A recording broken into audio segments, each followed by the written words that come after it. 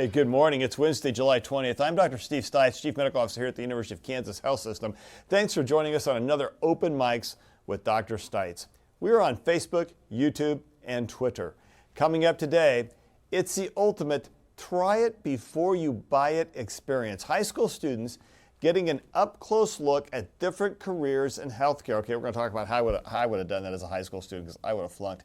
For many, it's their first peek inside a hospital, from the morgue to the medical pavilion, and we'll talk with them to see what they've discovered so far. We'll also find out what our COVID numbers look like and see if the alarming trend is continuing. Hint, the numbers are still going up. Questions from our viewers are an important part of this program, and we want to hear from you. Get your questions sent in to us on YouTube, Facebook, and the Medical News Network. You'll find those links right here on your screen. Before we get started, though, we're going to talk about the heat.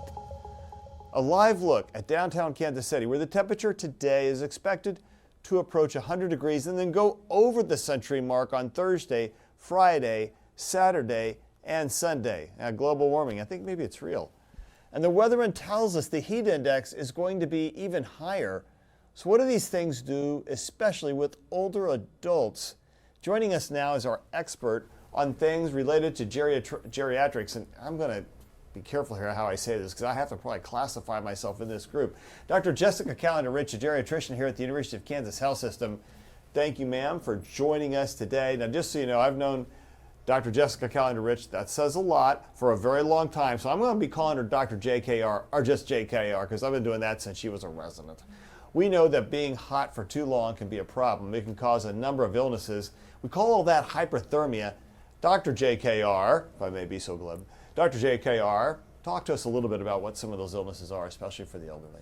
I mean, as we think about hyperthermia, we start to get worried about sort of the three phases of hyperthermia. So things like heat rash, onto heat exhaustion and heat stroke, and different phases in between. And what's really important when we think about hyperthermia is we think about how it can really affect the body. And so we want to be sure that people are staying hydrated, staying in the shade, staying in a place that makes sense for it to be as cool as possible. And that, you know, although we lump all of these things under hyperthermia, what's really important is that we do everything that we can to prevent any of these signs of heat. So thank you. So that's a big deal. But tell us, why are the elderly more at risk than, say, someone who's younger, like some of the guests we'll be talking to in just a moment? Yeah, so as we get older, our bodies work harder and harder to keep themselves in this normal range. We call it homeostasis. And so when they're working harder to keep our bodies at a normal temperature, and by the way, generally speaking, just working harder to maintain the normal functions of the body, the heat makes that even more difficult because our bodies are working so much harder to maintain the body temperature that they don't have as much energy left over to maintain a lot of the other things that we need for our bodies to function. All right, so let's just put it out there. As the oldest person back here in the studio today and kind of back here all together, you know, we have to, first of all, let's talk about what is older. Here's what I know of my days as an ICU physician. You know, as you get older, you don't respond as well. You don't sweat quite right. And you think about what are the ways our body gets rid of excess heat. So humans perspire. That's one way we do it. We can breathe faster because we can get hot air out through our lungs.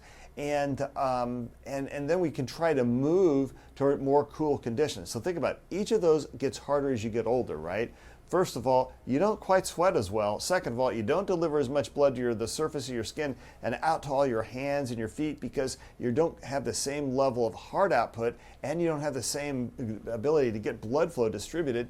And then we don't breathe as well, and sometimes our lung function is limited, which really can hurt that. And then the next thing is we don't move away from hot sources as well. So Jessica Kalender-Rich, anything else you want to add? I mean, all that together, and you add in the decreased thirst mechanism. So our mechanism that sort of triggers us to drink decreases as we age also, even for people that don't have any cognitive impairment.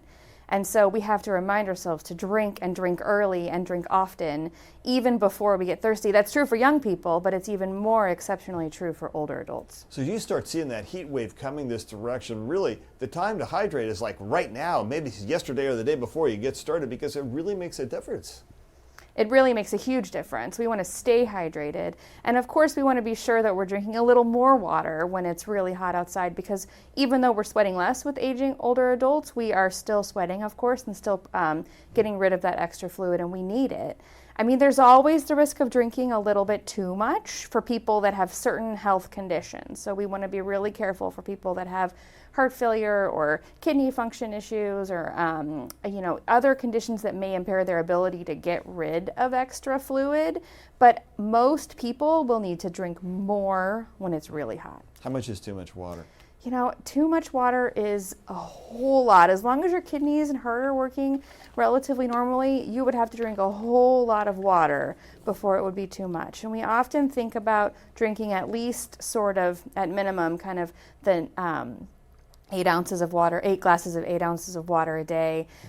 You really want to drink at least probably 50% more of that, so at least 12 when it's this hot outside. So that's a lot. And sometimes older folks, they don't want to have to get up and go to the bathroom as much, so they stop drinking. Very clever trick. If I don't drink a lot of water, I have to go to the bathroom. But then when you get hot, bad news. It is bad news. And the other thing, the other little trick is the less water you drink as an older adult, actually it irritates the bladder and you have to get up more. So that little trick doesn't work as well as we think. All right. So by the way, what's an older adult? So an older adult, I know I come and I talk about older adults, and it's really about a combination of age, other medical conditions, and function. So if you are very young but have a lot of medical conditions and maybe still struggle to get up and move around, that still makes your body function as an older adult. But the same is true for somebody who is in their 80s or even 90s that walks 3 miles a day. Those people still fall into that category because they still have that age piece of it. Well, I think what's also important to say to our audience is there's not a light switch. You don't turn old over a day. All this is a transition over time. So how you handle things when you're 17 and 18 is a lot different than when you're 35 or 40, which is different than 50. And oh my God, it's definitely different than when you're 60 or 70 or 80. So things change over time, right? So Harvard study tells us when the temperature goes above 96 degrees, our minds don't perform as well. My wife kind of wonders about that. I think she would probably claim that happens to me all the time. All right, that includes problems remembering, learning, and concentrating. Talk to us about why that is. There are a lot of theories floating around. We actually do think that your body uses a lot of glucose, like I mentioned earlier, to maintain your temperature. But your brain is also using glucose to function, and so there's competition there. And so we really do believe that as there is less sugar available for your body to use, not that I'm saying we should all go have a bunch of sugar for breakfast. Let's not say that. Right? But your body needs that glucose to function in both realms, and there's less of it going around. And so it really impacts the way that our body uses and metabolizes the available nutrients that it has. So we have to drink a lot of water, but are other things also suitable liquids, say a beer? It gets hot, cold, crisp beer, that's all good. I mean, a beer sounds great, but I would more consider things like sports drinks, maybe even a little Pedialyte if you're feeling really dehydrated. Certainly having a well-balanced diet, lots of fruits that have a lot of water in them and veggies. Those things are going to be really helpful to maintain that water within your system. I think it's actually important to say to our audience that you want to avoid those things that are going to make you go to the restroom more, like a lot of caffeinated beverages and yes, alcohol, because those both stimulate your need to urinate. And that's not what you want to do when you're trying to hydrate. Urinate, hydrate. There's a little bit of a contradiction there. All right, scientists in the UK found that heat can trigger fear, depression, anger. Based on what's going on in the UK right now with their heat, I bet they have a lot of fear, depression, and anger. Why are we in an emotional roller coaster with heat? I mean, some of it is just that our mood changes when it's hot, but a lot of it, especially for older adults, is that they don't go out as much. And we know that social isolation can be really critical for people maintaining their mental health, right? And so this thing that keeps us inside and keeps us in the air conditioning also isolates us away from the people that make our lives feel meaningful sometimes. And so that can really affect our mental health and cause an emotional roller coaster. Yeah, and I think I just get grumpy when it gets too hot outside. All right, so we have to go check on elderly relatives, neighbors, etc. Can we do that on the phone? Do we have to go eyeball them? What's your preference? I mean, I think it depends on the person. If you're talking about somebody who really is going to tell you how they're feeling over the phone and who is also capable of getting to the faucet to get water pretty easily and that you believe really will remember to drink, I think over the phone is okay. But in a lot of ways, it's still good to check on those folks at least every couple days. And certainly if it's someone who has a history of getting dehydrated or having any sort of recurrent illnesses or hospitalizations, those people probably need eyes laid on them. And Dr. Jessica Kalender-Rich, so many words right there. Dr. JKR, we were messing around about this before this program started. So as I think about it, the person who feels like they're the most at risk to me is the person who's not mobile, because they may have a hard time getting to liquid, they may have a hard time getting to the bathroom, they may have a hard time getting away from the heat. So I think that lack of mobility puts people at a higher risk. It puts people at a much higher risk. Even in normal situations, we see folks that come into the hospital who have had trouble with access to water just because they can't get to the sink across the house or across the room or don't remember to do so. And that's especially more important in all of the heat. And it's really critical that we check on those folks and make sure that they have simple things like a pitcher of water next to wherever they normally sit, a secondary pitcher of ice water that's there waiting when that one's gone, and that we're coming by and checking that water is actually going down. And just to say, many folks who don't have air conditioning are going to be an extremely high risk. So having a fan placed or trying to get somebody maybe to come over for a few days where they can be in a little more of an air conditioned environment. Okay, Dr. Kalender-Rich, before you leave, I know we have to go to questions. I know Jess has one, and I know you have to head out, but nursing homes and COVID, how are we doing right now? I wish I could tell you that nursing homes and COVID were doing as well as they were several months ago, but we are starting to see the impact of rising rates within the community. And we know that as rates rise within the community, they also start to sprinkle their way into nursing homes. And there have been several outbreaks that have been pretty big, actually, in our community, and many that are much smaller. And this is despite increased testing, increased availability of PPE, and really a lot more knowledge. And so we've seen a lot of COVID units sprinkling up. I would say that if your loved one is in a nursing home or is considering going there, whether it's for skilled nursing care or for to live there, just know that the facility is doing the best that it can, but that it can only do as well as we're all doing in the community. Yeah, I think that's a great point. You can only do as well as you're doing in the community. Jess, I understand that we may have a question, so I'm going to pitch to you. Okay, so Dr. Kalender-Rich, you may have already gone over this, but go over it again, if you would, please, for Yen Ling. It is reported that people should adjust their water intake according to the temperature. She wants to know, would 10 cups a day be enough for the temperatures we're seeing out there right now? I think it all depends on what you're doing. If you're staying inside, in the air conditioning, 10 cups a day seems like a really reasonable amount. If a person is spending a lot of time outside or doesn't have air conditioning or access to other ways that they can be cooled down, that's when we really have to start thinking about more. That said, there are many other ways to cool oneself. So things like wet towels put on their necks or on their feet or on foreheads. Cool towels in front of fans can help blow cool air at somebody. There are just other things that we can do because we want to be sure that we're balancing the hydration within the body to help cool them down with any other sort of medical conditions that may exist. Yeah, and fans help cool you down, not just because maybe they're blowing colder air, but it's the reality, it's the air movement to try and take perspiration off of you to help dissipate heat. And so fans work for a lot of different reasons, and they can become really important. Well, Dr. Kalender-Rich, I know you have to go. I want to say thanks to being on the program today. Really appreciate your input, and you are always welcome down here. So thank you so much. Thanks. Hey, when you were in high school, did you know what you wanted to be when you grew up? Maybe some of us knew early on. I didn't. I thought I was going to be an environmental defense lawyer. But knew early on, when we are in Star Trek and have joined Starfleet, we wanted a career in the medical field. But how do you really know until you get a chance to see different careers firsthand? Our health system realized there's a need to give high school students an up-close look at different jobs in healthcare, so we did something about it. Joining me in the studio is Vanessa Goldsberry, Director of Volunteer and Guest Services at the health system, and Kayla Koenig. Did I say it right? Yes. All right, I nailed it today. That's one. volunteer coordinator, to talk about this first of its kind program. And joining us live from our core lab is Alexis Del Cid with several of our volunteer students. We're going to find out what they've been up to this summer.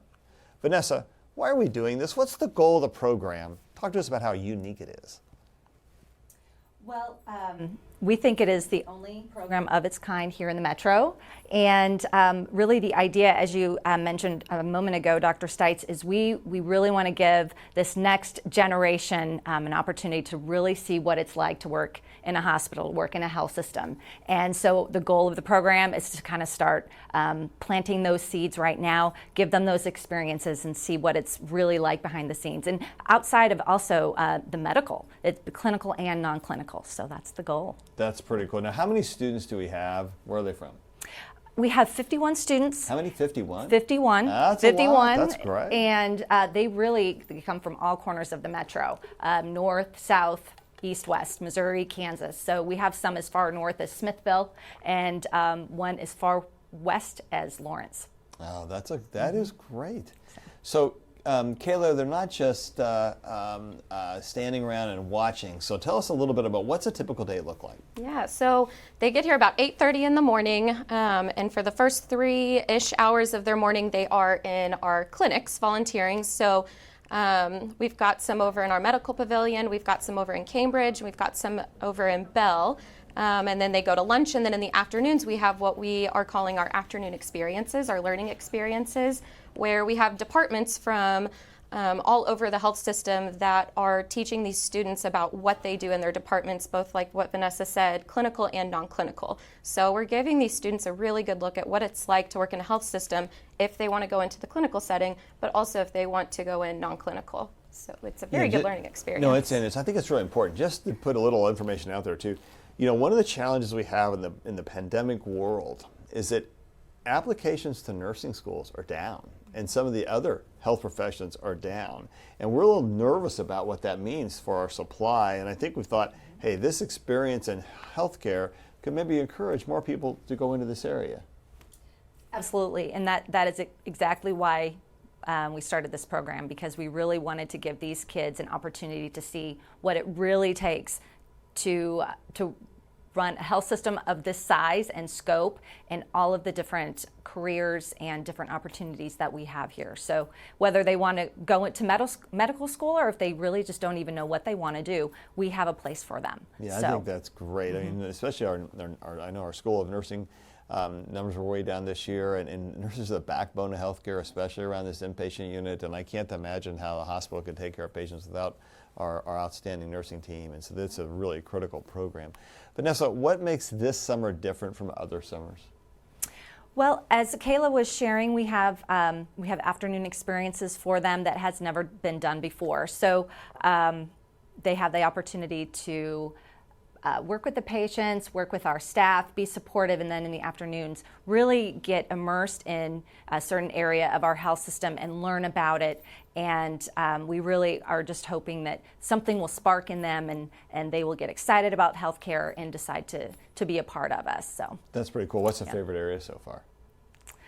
Oh gosh! Don't tell me the operating room, because I'm a medical guy. No, don't give me that horror stuff. We've had some really great feedback on multiple areas, but I have to say, okay, well, we haven't been in the OR yet. That would be, I think that would be top if we were. Oh man, I'm going to go after some more surgeons about this. All right, so we made some changes this summer, you said, and so that's a pretty big deal. Anything else you guys want to tell us right now about our students? And they are having a great time. This is also the largest our program has ever been. So I think the last time this program was up and running was summer of 2019, and we had about 20 students. I was going to say, let's be honest, we closed this program because of COVID, and yes, now we've opened it to go from 20 to 51, and I think we know how to do it safely. Yep. We know how to do PPE, and we know we can keep people safe, so it feels a lot better. Yes, it does. That's right. That's awesome. All right, let's hear from some of our volunteer students themselves. Alexis Del Cid is in the hospital's core lab with 4 of them. Alexis. I'm here with 2 of those students, Dr. Stites, and they are having the best time this summer. I'm here with Molly and Isaac. First, what high school do you go to, Isaac? I go to Blue Valley Southwest. I go to St. James Academy. So, rumor has it, one of you got to touch a brain, which must have been amazing. Which one of you got to touch the brain? I did. Okay, what was it like to touch the brain, and tell me the circumstances? It was so weird. It was like a squishy, like rubbery feeling. So like they were giving tours of like the morgue, and so we all got to go down there and see like dead bodies that were like in bags, and it was really cool. And that's such an emotional experience too, to be able to be hands-on in something like that. And Isaac, you were telling me you've spent some time in orthopedics, and one of the first things you saw was the removal of a cast. Was it what you expected it to look like underneath? Actually, I've broken my arm and had casts taken off before, so it was more or less what I had already experienced myself. But I've seen some like casts taken off feet before and of hands, and I've seen casts and splints put on and staples and such removed. A lot of experiences in the orthopedics department, definitely. Would you say orthopedics is what you're interested in most after high school? How has this experience shaped you? It was definitely what I was interested in before coming to this program, and I think I definitely still have a heavy interest in it. It's just I'm figuring out kind of what else I could look for after the, like if I were to go into medicine. So it did give me that experience, which I'm thankful for. And Molly, I want to ask you, did you always want to go into medicine? Was this something that you had your eye on as a possibility to be part of this volunteer program?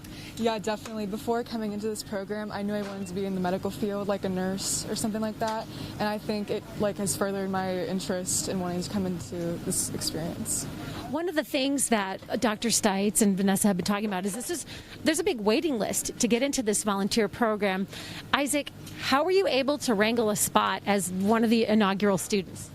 Well, the process that we did to get into this was writing a relatively short essay, and then we actually came in for an interview after that. And I was not aware that there was a waiting list, but I heard that it's actually got pretty long. I think Ms. Koenig said there was at one point like 60 students on it. And so I think that just having that essay and interview out there is what got me the spot on here. And Molly, what about you? You're nodding your head as Isaac was answering. Yeah, I had the same experience. So it was the short essay, and then we came in for the interview, and we basically just talked about like why we wanted to come in here and what our interests were with the hospital. So as far as other summer experiences that you've had throughout your childhood and teenage years, how does this one stack up? It's definitely like one of my favorite experiences by far. Like I've got to learn and see so much that goes on in the hospital setting. It's made me even more interested to become like a nurse. That's what we love to hear. Isaac, what about you? Oh yeah, I would definitely agree. It's been a really cool experience, and I've definitely seen and like gotten to experience so many things that people at my age aren't experiencing otherwise.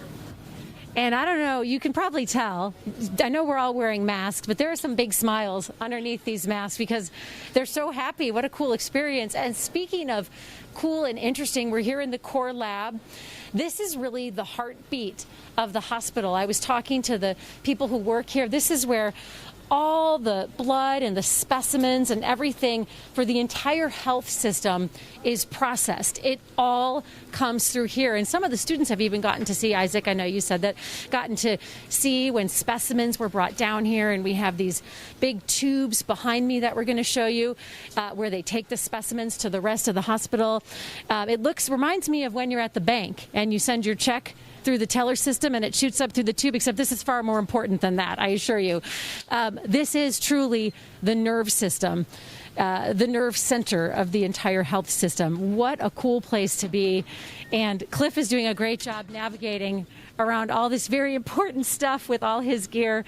Hats off to Cliff, our photog this morning. We have two more students we're going to bring you in just a little bit. Each student has a very interesting story of what they've seen and what's been their favorite part. Truly is a joy, though, to meet these young minds and hear about what they've loved and how this is shaping their future. Back to you guys. Yeah, that's pretty cool. So, here's a story. When I was in high school, I couldn't have thought about I was going to go into medicine because if I watched a medical show, which back then were like Marcus Welby, MD, or Dr. Kilgore, or so whatever his name was, I would have nightmares that evening about broken ankles or because they didn't even do anything big in those shows, right? Broken ankles or appendix coming out, or I got a fever, and pretty soon the whole world had broken legs, and there's no way I was going to go into medicine back then. Fortunately, something changed and it all changed. But man, this was not available back in the dark ages like that. Okay, so we know many of you have questions. Let's head to Studio B and Jessica Lovell. I actually said your last name right. I'm on a roll today. Watch out. Well, I know. And after knowing each other for 3 years, I mean, I think that is a big deal. Thank you. Yeah. Well, I'm a slow learner. As I evidenced. wouldn't know. I don't know if I would know to answer to you without you saying it wrong. Yeah. Only you can, but only you can do that. So anyway.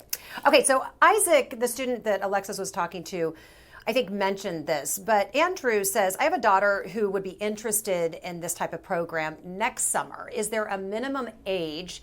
And what does she need to do, maybe to start planning now? What does she need to do to qualify or sign up? What's the process? All right, team, what do you think? What's the answer? So the minimum age is 14. So as long as the student is 14 by the time the program starts, they are absolutely the right age to participate. And as for signing up, our summer signups for next year haven't started yet, but the process will be very similar to what we did this year. We'll be accepting applications. There's an interview process, a short essay, and then we will start that process and notify the student if they've been accepted into the program. So we'll be looking at doing that sometime early January, March, through March. How do we make sure that all the schools throughout the area know about this program? So that's a great question. We start with our partner schools and we make sure that they have the information, and then we really rely a lot on word of mouth from What's our a partner volunteers. school? How do you get to be a partner So school? our partner schools are those who have agreements with us to bring their students here for their health sciences classes where they can come and be up in the units. So we have 4 partner school districts right now in the area, so we start with them, and then we really are hoping that the word is going to spread. So, all right, go Beans. Yeah. All right, Jess, any other questions right now? Yeah, one quick question for Vanessa. You had mentioned, Vanessa, how the students aren't going into the OR just yet. Are there any other areas, or what areas are off limits right now to students, and maybe why? Well, some of it really just depends on if we have any volunteer opportunities for them.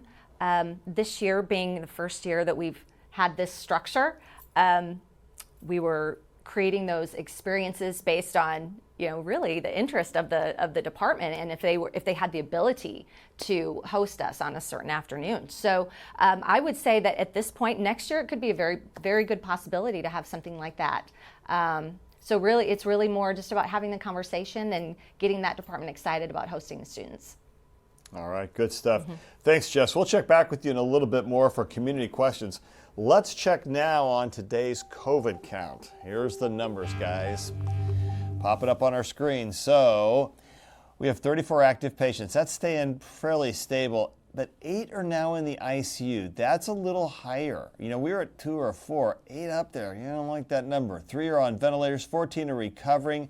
It gives us a total of 48 patients in the hospital. Remember, we don't do testing on every admission now. If we were doing that, we'd probably be more in that 60 to 70 range.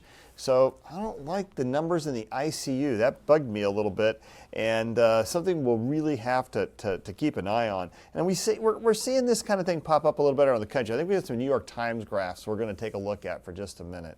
You guys know I like to talk about this a lot. But I think there's so much information in these graphs. First of all, remember we talked to Jessica Kalender-Rich a little bit ago about what's going on in nursing homes? This is a graph by age, and as you can see, the older you are, the curve's going back up again. And if you compare where we are now with the BA.5 variant, we're getting back to where we were with the Delta variant. I don't like that wave, and the numbers are going up. And you can see the big hump that's right before where we are today was the Omicron variant, and right before that was the Delta variant. Okay, next. And this is over time, and it's talking about the percent positivity of tests. Now remember, unfortunately, we don't do a lot of community testing anymore. And so I'm not even sure that the numbers are truly comparable, but any way you look at it, the percent positivity is now the 3rd highest it's been throughout the entire pandemic and is continuing to rise. So again, there is a lot of BA.5 out there. Most experts would say to us that the BA.5 variant is probably now the highest, probably got the most number of patients infected at any one time, maybe more than Omicron, but certainly as high as the original Omicron we saw last January. This looks at hospitalizations and ICUs. You can see those numbers going up. Sorry, guys, I got behind you a little bit. And you can see the hospitalization. Then the ICU numbers have been flat, but we're seeing our ICU numbers start to rise. Again, a trend we'll have to watch for. The overall numbers are much higher thus far than hospitalizations. I think that's good news. I think what it tells us is that it's not that this is less severe, because we see in countries where the BA.5 is being exposed to populations who haven't had COVID and aren't vaccinated, that they're getting just as sick as they would have if they'd gotten Omicron, Delta, or the original strain. Rather, what it's saying to us, I think, is there's a lot of host immunity, either from vaccination, 67% of Americans have had at least one vaccine, and B, it's showing us that a lot of people have had COVID. So they may not get as sick yet. And I say yet because we're still on the rise. We'll have to see where that takes us. It may just be a little bit more of a slow rise. Deaths by day staying relatively flat, but beginning to show a trend. And again, it takes a while for the deaths to catch up to what the peak is. We're a death lag 2 to 6 weeks behind that. And if you just look at the new reported cases over the last 90 days, you can see this kind of slow rise up. You see, what are those gaps in between the peaks? Those are actually weekends. And so then you see 5 days in a weekend. 5 days. So if you look at that over time, you can see the slow increased rise. And remember, a lot of cases are not being talked to us about because they're being tested at home. And there's the new reported cases for all time. Okay. Heat map.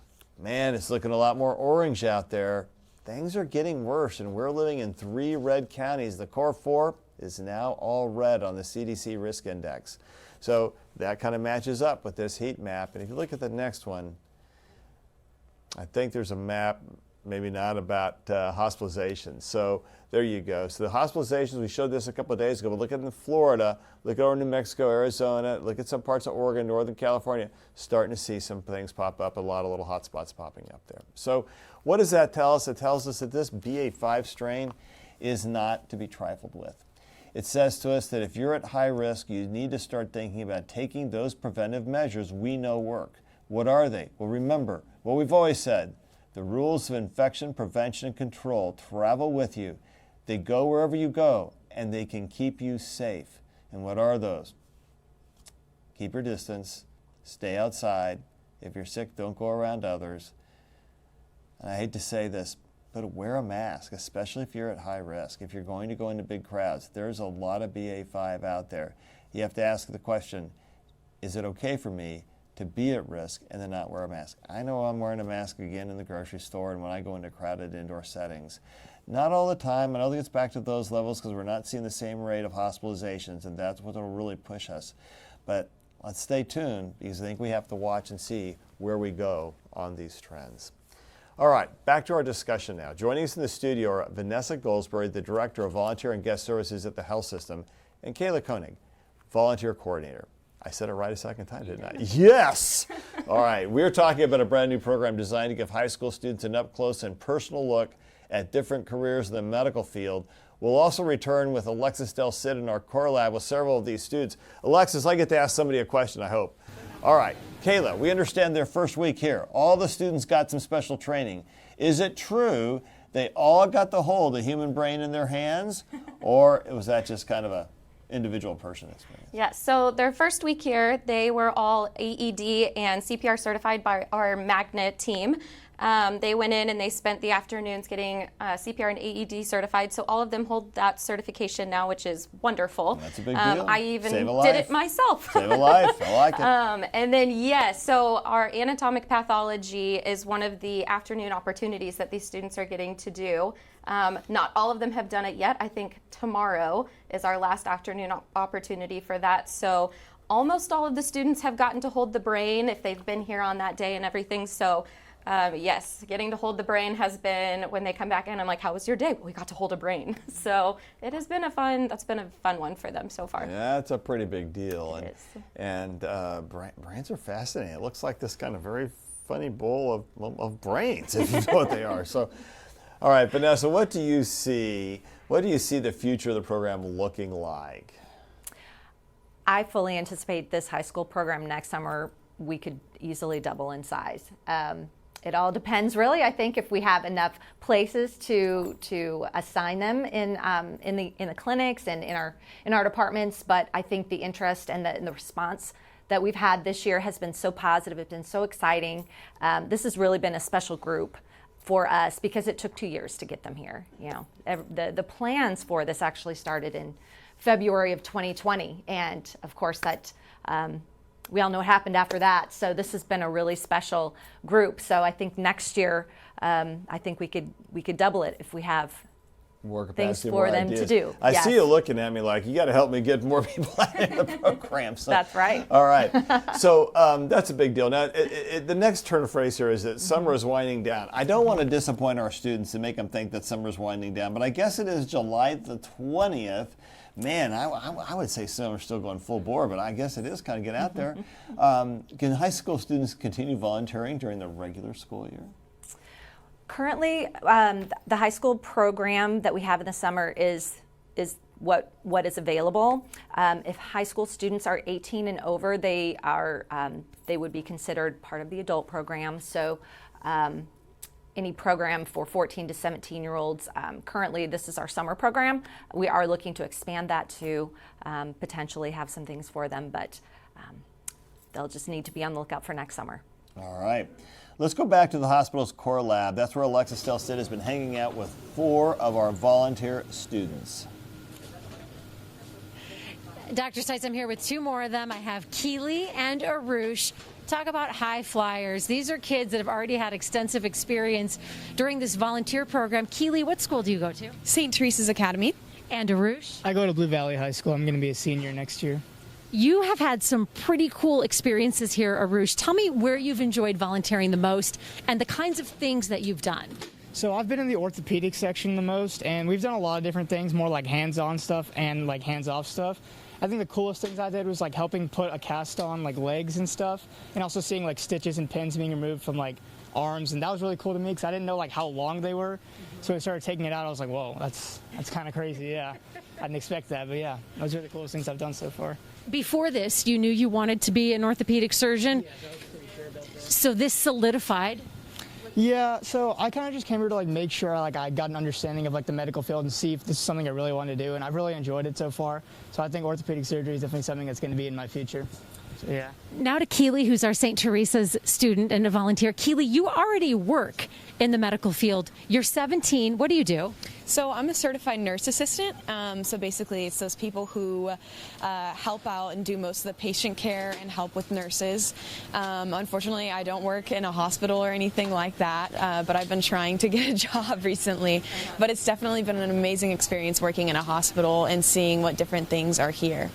I got to ask you, as a 17-year-old, when I was 17, I could barely make it to class on time in the morning. Barely. How are you able to be a certified nursing assistant and go to high school? So I did have to skip a few periods at the end of my classes to be able to get certified.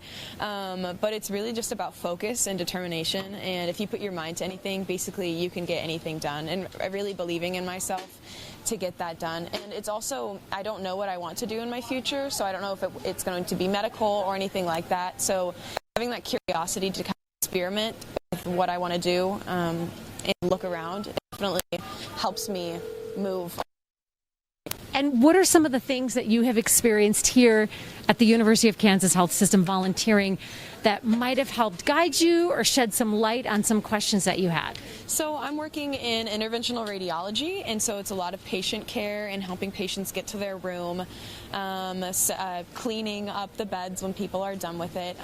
But it's really influenced me to help see what the difference of a hospital versus other places are like, and see the difference of those two things. It is so interesting and unique and fun to be able to talk to these bright students and kind of pick their brains, pardon the expression, and really learn what makes them tick. And it's so nice to know that there are young people like this coming up in the world, that we have them here among us, and it's kind of shaping their dreams, because these are going to be the people who are going to be caring for us when we need help eventually. And gosh, maybe in a few years from now, at the rate they're going. Back to you. Well, thanks, Alexis. Hey, you know, just as a thought, by the way, we have to think about these kids and how old they are, but also that there's a little preponderance towards the orthopedic surgery field. I'm going to talk to these kids a little bit about that. We'll have a conversation later. All right. Jess, are there any reporter questions today or community questions? Yeah, so we do have a few COVID questions I wanted to ask you about. Mike wants to know, with ICU admissions increasing for the first time in many weeks, can we get some general demographics of who is experiencing the most severe illness? Yeah, you bet. It's kind of what we heard from Dr. Jessica Kalender-Rich earlier today. The older you are, the more at risk you are.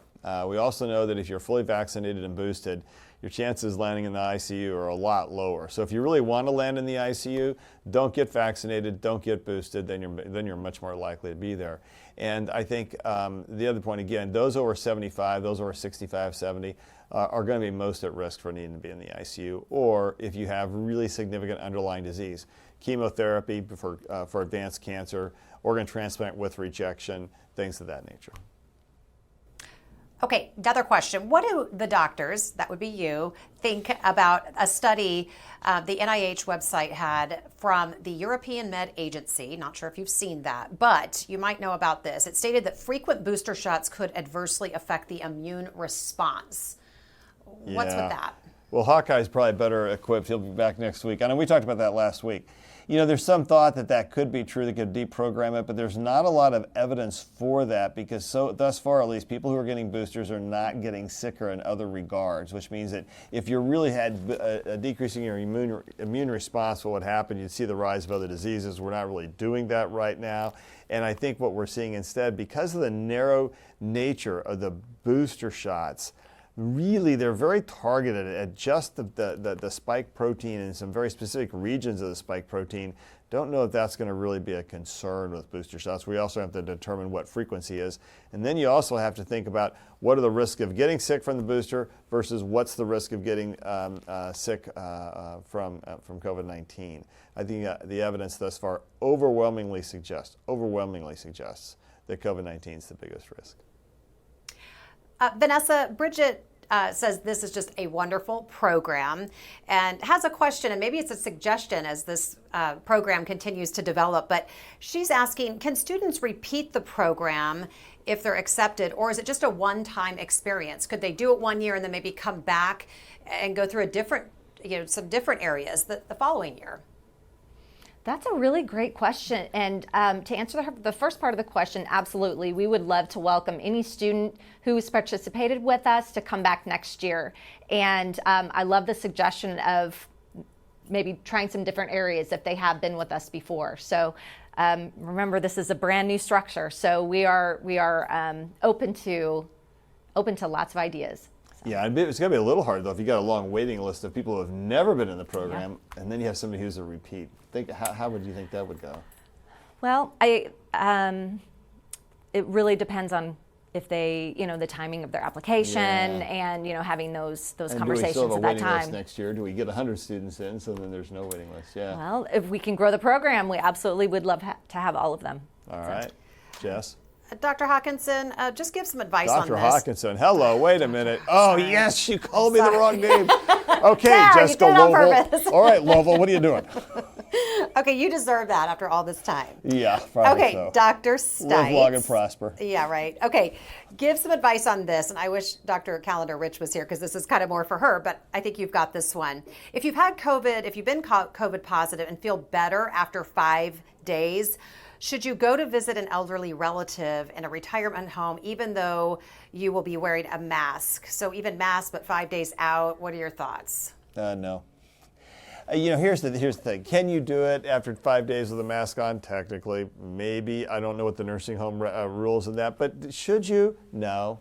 You may still be shedding virus after 5 days, especially the older you are. You may shed a little longer. So I think that you're better off waiting 10 days to see an elderly relative who may be especially at risk in a nursing home. I would give that person maximum grace against COVID. Just last question, and I'm combining it because we're getting a couple of masking questions. But have the docs seen any studies done on the how efficient masking is with the Omicron variant? And early on, there was discussions that masking helped prevent the person wearing it from spreading it, and now it's the person not. Now the focus is on the mask as the wearer protection. So why is the message changing? No. Kind of help them with that one. Let's go back. You bet. So really, the emphasis is still on wearing a mask to help spread the disease to others. But we also know, even with the BA.5 variant, that simple masking, cloth masking is a little weak, but then a simple surgical mask, or you can double layer, you get the right kind of cloth mask, is better than no mask. It does clearly reduce your incidence of disease, even with Omicron. And then the more sophisticated ones, like a KN95 or even N95, will really reduce it. So depending on the fit, depending on how you wear it, depending on whether or not the mask is wet or how long you've been wearing. Is it a new mask? Is it a mask you've been trying to wear for a week? So all those things take into effect. But the reality is that, yes, masking does a better job of preventing you giving the disease to someone else, which is really important because BA.5 can be asymptomatic, especially if you're fully vaccinated, or it can do some reduction of how likely you are to get the disease. Is it as effective as an N95 mask or a KN95 mask will really reduce the chances of you getting the disease. So you got to think about what the level of protection is you're going to wear. All right. Let's go back to our guests now, and let's get some final thoughts from today. This has been a great program. I want to start with Vanessa. Final thoughts. Well, we have just been thrilled at the response from our students and from our participating, supporting departments that we had, because we really could not have had such a successful summer without the support of our colleagues here in the health system. So we have so much appreciation for them, and as I mentioned, this has been just really such a special group for us, and we're just very excited about just the response. And I think we achieved our goal, which was for them to be engaged and have fun and to learn. So I would say that we will walk away from the summer with a success. Yeah, I think you've got a great success. Yeah. Final thoughts, Kate? I would echo what Vanessa said. We are just thrilled with this summer. I think when we sat down to start planning this summer, in our minds we were thinking, okay, 20 was previous. We had 20 students with us previously. Let's see if we can get 30. And when we hit over 30, we started looking through and figuring out what are the different places that we can put these students in our hospital, and it just exploded. So I'm incredibly impressed with the group of students that we have this summer. Even more impressed with our staff. Our staff has been so on board and just welcoming of these students. And I am so excited to see what this next year is going to bring when our applications open in January of 23, and to see what summer of next year brings us. Yeah, that's a really big deal. And this is a great program. You think about those young folks holding a brain in their hand and thinking what's happening in their brain at that very moment and the amount of stimulation it has. Here's the rest of my story. I told you before I used to have nightmares about medicine, and I did, and healthcare in general. Man, if I watched one of those medical shows, I was out to lunch the next day. My first experience in medicine was as a lung collapse in a hospital. My second experience in medicine was as a son. My mom had a terminal lung cancer, and so she was in the hospital about 6 weeks before she passed away. My third experience was as a mailroom delivery boy and copy center guy at the old Independence Regional Hospital, which prior was Independence Sanitarium Hospital, which happened to be where I was born. I guess that actually was my very first experience. Then as a medical student, then as a resident. Things grow, and it's interesting the course you follow. But the most important thing to do is to remember that healthcare is a passion. And it's a passion because it's one of the greatest places in the world, because you get to know and understand science, you get to fall in love with helping people, and you get to do something for all of humanity. I just think it's the greatest career ever. And so all those students, nursing, medical school, respiratory therapy, social work, dietary, whatever it may be, physical therapy, what a great career. What a great place to be. So if you can't join Starfleet, think about a career in healthcare. All right, thanks for being with us today. Don't forget, you can catch our programs anytime by logging on to Facebook, YouTube, and Twitter. Jess, what's coming up?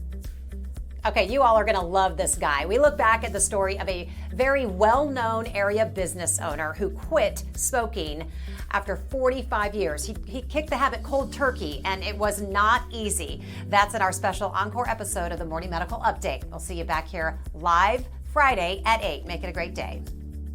The rate of autism has steadily grown over the last 20 years. It now affects 1 in 44 children. I'm Jessica Lovell. Coming up Friday on the Morning Medical Update, new research and the program that's helping train those with autism for their future. See you at 8 on these social media channels. Subscribe to our morning medical update and open mics with Dr. Stites podcast. Now, everywhere podcasts are available.